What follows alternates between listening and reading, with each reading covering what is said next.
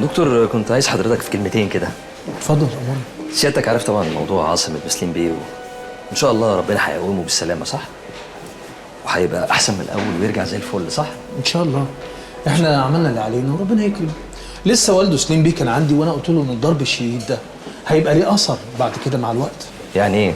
يعني احنا عملنا تدخل جراحي، لكن مع العلاج الطبيعي ان شاء الله هيبقى افضل يعني. خير ان شاء الله يا فندم، خير. سيادتك طبعا عارف ان الموضوع ده ممكن فيه قضيه ودوشه وسين وجيم، وفي وكيل نيابه هيسال سعادتك ايه اللي حصل بالظبط. بالظبط؟ مش بالظبط قوي بقى. يعني ايه؟ مش فاهم. يعني سعادتك زي ما قلت كده ان شاء الله هيقوم بالسلامه وربنا هيشفيه باذن الله يعني. فسيادتك هتحكي كل الموضوع بكل حذافيره، وانه ممكن ينقلب الى عاهه مستديمه. بس ممكن بالعلاج يبقى كويس. كله باذن الله وبتعب حضرتك ان شاء الله يا دكتور. بس احنا مش عايزين نتعب النيابه وندوشها وندخلها في متاهه. اوكي؟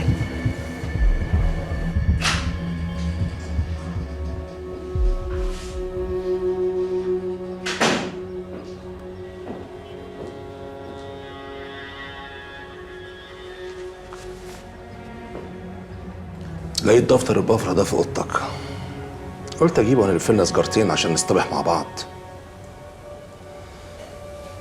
خليها هنا يمكن تحتاجها.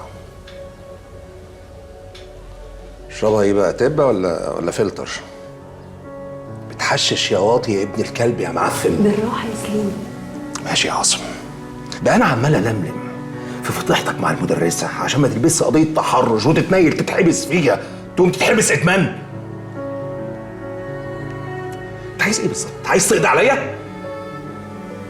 ماشي، تقوم بالسلامة، بس اقسم بالله ليك حساب معايا. صباح الخير يا سليم بيه، عايزك في كلمتين. خير يا حسين. وكيل نيابه جاي على هنا. ظبطت كل حاجة؟ باشا تظبيط صعب شويه لان دماغه بعيده عننا. ماليش فيه، ادفع له الرقم اللي هو عايزه. القصة دي لازم تخلص يا حسين. سليم بيه المساله مش مساله فلوس، هو دماغه ناشفه حبتين، بس ما تقلقش هتلين ان شاء الله. المهم تفهم عاصم بس وترسيه هيقول ايه. يقول لي في ايه؟ لا، هو يسأل زي ما هو عايز، انا اللي هجاوب. عاصم مش هينطق نص. اتفضل. اتفضل مع النائب. صباح الخير. صباح الخير يا فندم.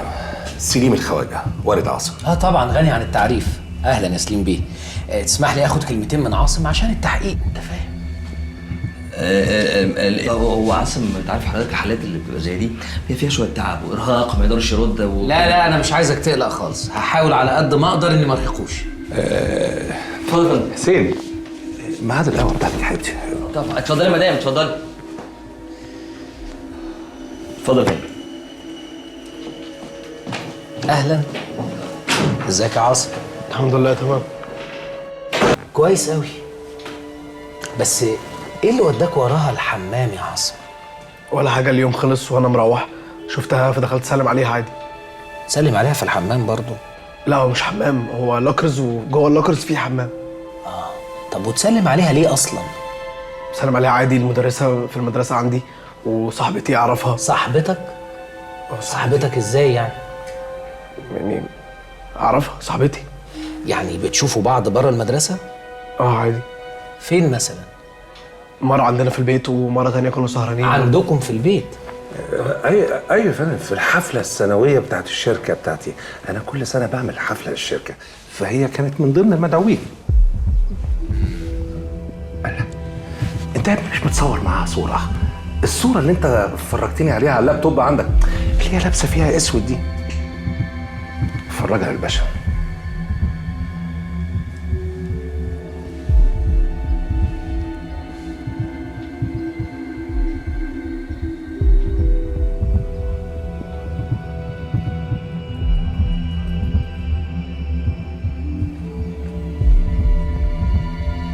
شفت يا باشا؟